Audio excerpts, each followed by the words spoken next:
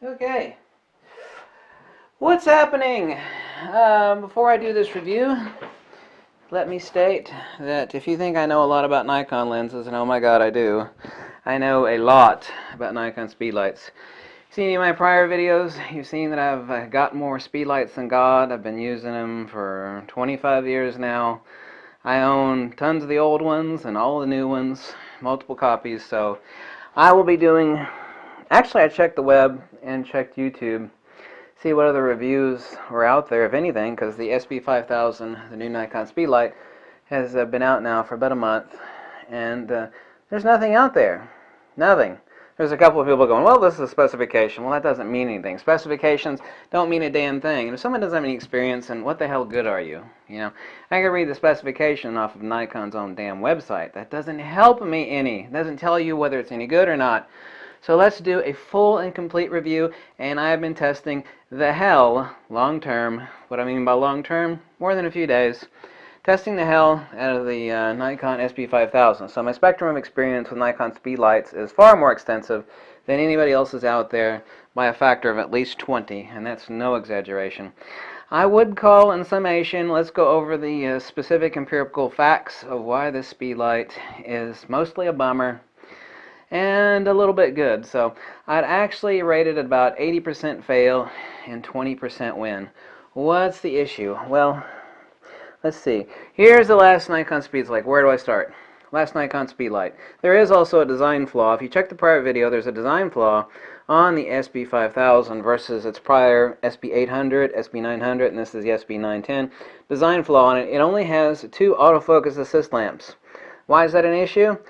This can be fixed with a firmware update to tell it to turn on both lamps as in group mode or in autofocus auto for autofocus assist. So if you're using single point for portraiture and you got a shallow depth of field and low light, like on this SB-910 or any other Nikon DSLR, you're going to have an issue, and that it's going to illuminate outside of the autofocus point in single point mode. That's an issue. SB-910, and for $50 more over the incredibly expensive SB-910, and I've even got a few of the SB-910s. Love it to death. Yes, it's darn expensive.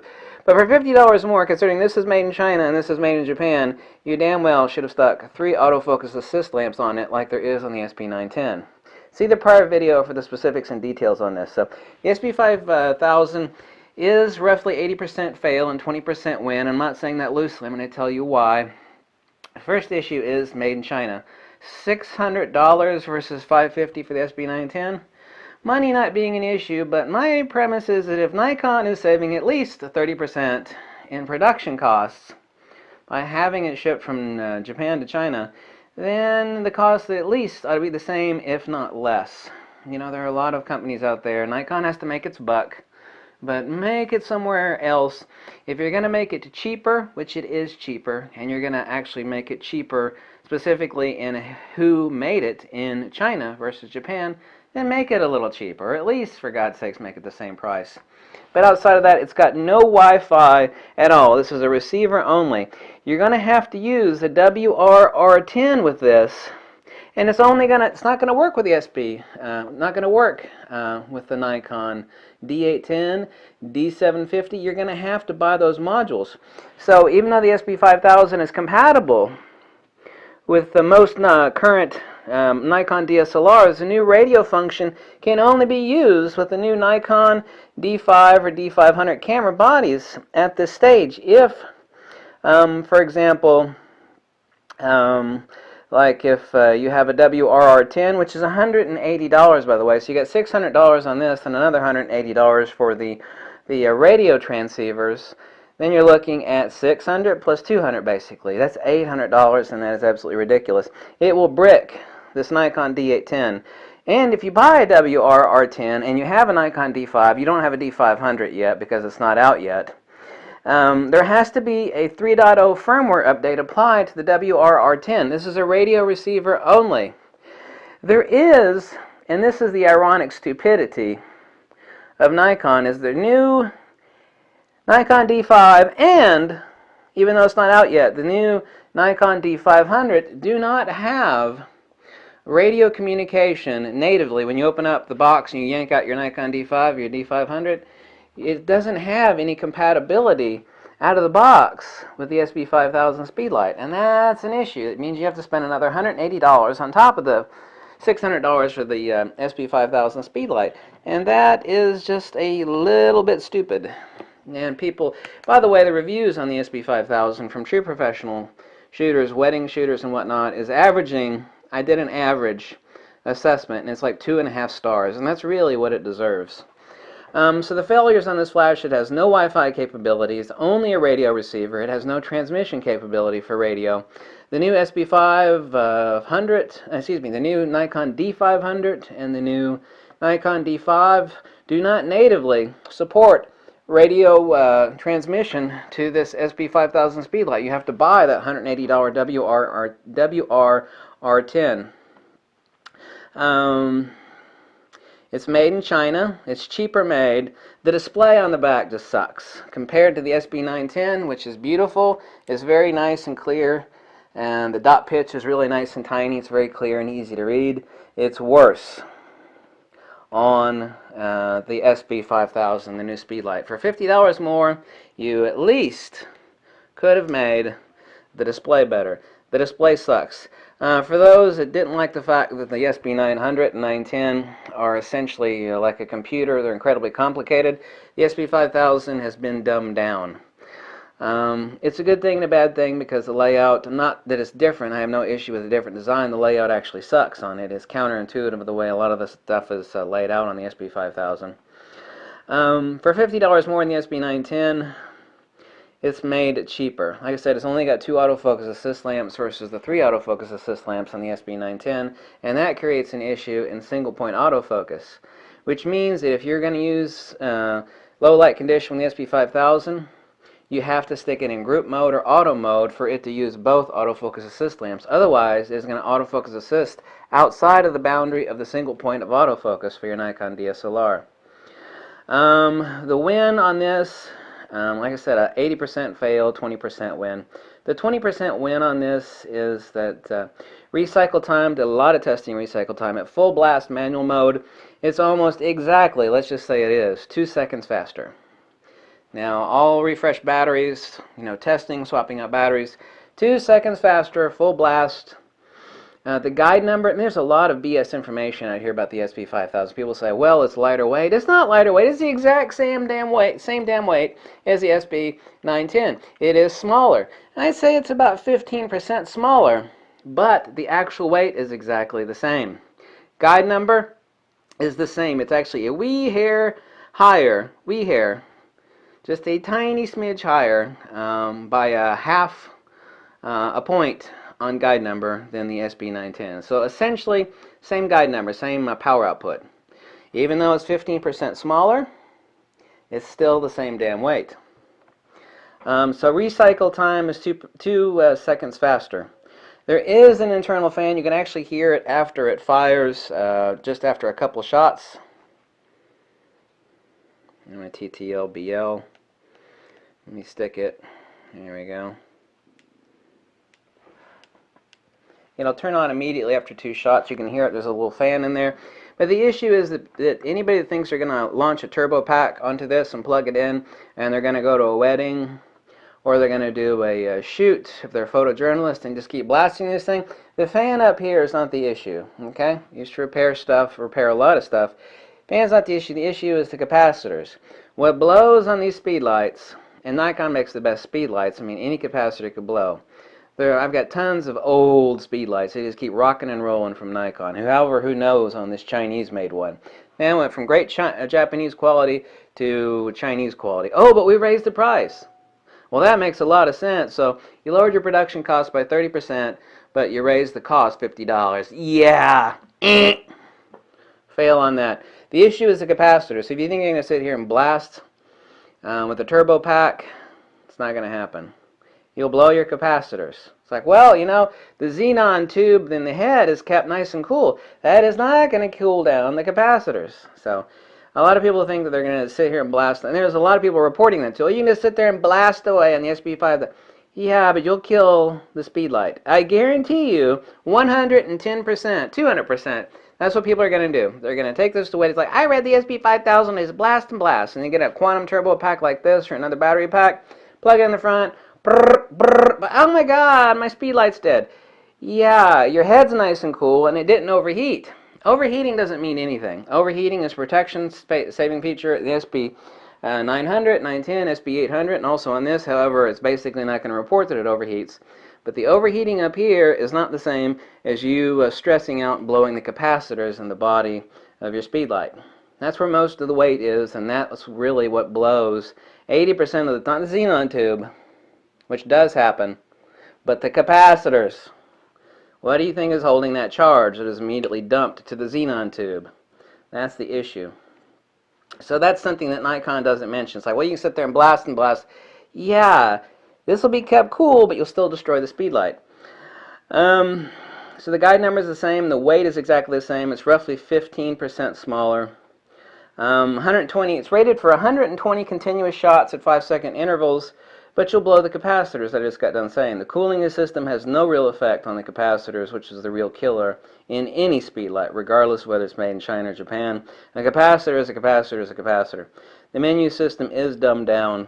So it has all these negatives, the SB-5000, and it's really got only one positive.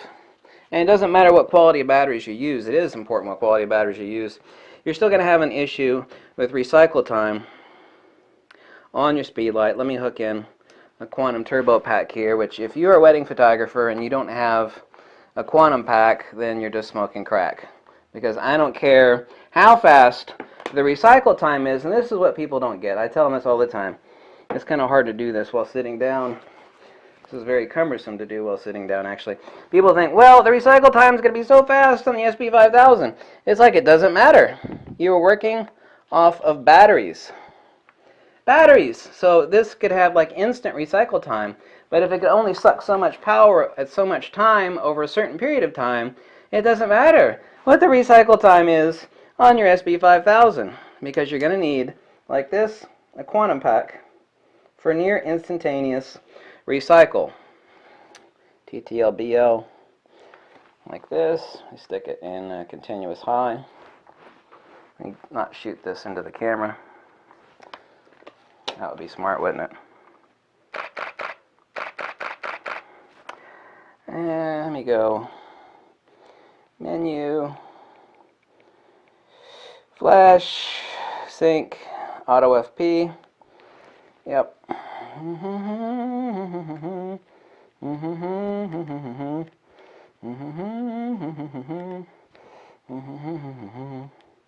Excuse me for a second. So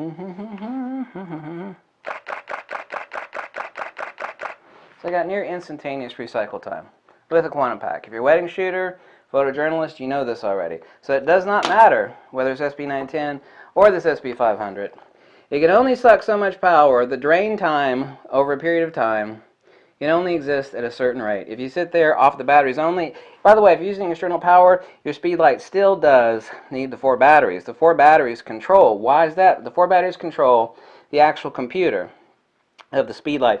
The only thing the external power does is it supplies and feeds the capacitors for firing the xenon tube in the speedlight. So you're still going to need that and the 4 batteries in here, but there's going to be basically no drain since the batteries inside the speedlight, the 4 AA's, are only feeding the computer of the speedlight. And they now have, since it's got 2 different power supplies, is feeding 2 functions. This is feeding the flash, and the 4 batteries in here are feeding the computer of the Nikon speedlight. So if you're at a wedding, you have to have a turbo pack. Doesn't have to be a turbo pack. There are more than one manufacturer of pack. Let me get this off my neck. It's kind of hard and stupid to do this in a sitting position on a chair. Turn it off. Turn the speedlight off. There we go. Unplug there. And by the way, these turbo packs are not cheap. This is a brand new Quantum Turbo 3 like this. I'll run you right now. Current price is $620 essentially. But anyway, back. The issue is not the quantum pack, but that is an important point to make on the Nikon, any Nikon speedlight for that matter. So it's got a design flaw, and check out the prior video where I actually demonstrate that, since the SB-5000 only has 2 autofocus assist lamps. So the pluses are that if you're a wedding photographer, it doesn't matter if you have 100 pounds of the most awesome highest capacity batteries. It can only feed and recharge, recycle the capacitors on the Speedlight at a certain rate. You're going to have a quantum pack like this. So people are like, oh, the recharge rate is awesome. It's like, oh, that's true. If I take this quantum turbo off the Speedlight like it is right now, and I try to burst the Speedlight, after about 6 shots, you're going to get black shots. So people that think that this Speedlight is going to do magic, wah! It's not. Now the recycle time is at full blast on manual, and I measured this over and over and over again to be sure it was perfectly accurate. 2 seconds faster on the SB-5000 than its prior brother, the SB-910. It's like, well, that's good. Yeah, but that is just one blast. If you sit there and you're blasting at any power rating without an external battery pack, you can have an issue. But that's no slant against the SB-5000, since that's the case with any Nikon Speedlight. But the SB-5000 is, like I said, an 80% failure. No Wi-Fi capability. Even the Nikon D5 and the D500 need the $180 WRR10 module to work with this SB-5000. It's receiver only, and that is stupid, because the the Nikon D500 and the Nikon D5 already have Wi-Fi capability for, it's like sending photos. The fact that Nikon, in their ignorance, decided, well, we're going to make this in China, we're going to jack up the price $50, and if you have a brand new Nikon D5 and a Nikon D500, you're going to have to spend another WRR10. You're going to have to spend another $200 or $180 on a WRR10. Well, that is dumb. You know, if you had a sister, which I don't, and you loved her to death, kind of like tough love. I got a lot of love for Nikon, but Nikon's kind of like the sister that I love to death if I had one. But I'd be like, sister, I love you to death, but you dress like a slut, and you smell like cheap cigarettes. It's like, I love you, but that part about you sucks. So that's kind of the way I'm approaching Nikon regarding the 80% failure. And that's just not my personal conclusion. I've got more Speedlight experience than anybody else on YouTube by many factors, period, flat out, bar none. Okay? So what, right? Well, that matters for something. That means that I have a spectrum of experience on Speedlights better than anybody else. I can actually say, after long-term evaluation, which I have done, long-term evaluation, the SB-5000, I keep confusing the Nikon D500 with the SB-5000. They're both 500 in there somewhere. Nikon D500 and SB-5000. That it is an 80% failure and a 20% win. And so the recycle time is great, and that's going to be good for photojournalists and wedding photographers. But that is not applicable even if you got 100 pounds of batteries, because the Nikon SB-5000, even though it's got 2 second faster recycle time at full blast than the SB-910, the limitations of the batteries inside these Speedlights, even if they're the best that money can buy, and that's what the hell these are, the limitations of the recycle on these batteries is a fixed limit. So this is going to have the fastest recycle time in the whole universe, which it doesn't, but for Nikon it's the fastest. You still are limited by these damn batteries. And these are the best batteries money can buy, and the highest milliamp rating that money can buy. So you're going to have an external pack. But any professional that's in wedding photography or photojournalism already has a couple of these packs, if not more than, and they're damn expensive. $600 for this, $600 for this. Oh, by the way, if you just spent $6,500 on the new Nikon D5, which I couldn't stand, by the way, I thought it was a failure, you're also going to need another $180 for the WRR10 module. $600, $600, $180. Well, that's all fine, If you're a professional and you're making money, so what? It's only money, right? Well, yeah. This baby, though, is made better, flat out, and I'm really good at judging quality of manufacture, made better than this. So Nikon, I'm certain, is saving 30% production costs on this little flash. 30% at least. They have to be. Japan, China. Japan, China. Okay? So you're going to save 30% on the production of the Speedlight, but you're going to charge $50 more for it than this, and this is made better. And I guarantee you, of course, the long-term reports on the SB-5000 are obviously not in yet, but I guarantee you this is not going to last as long as this is. So Nikon, that is really where you screwed the pooch when it came to the SB-5000. But it's also got a design flaw. Like I said, the 2 autofocus assist lamps, you can't use it in single point mode. That's a design flaw. But it does have fast recycle time.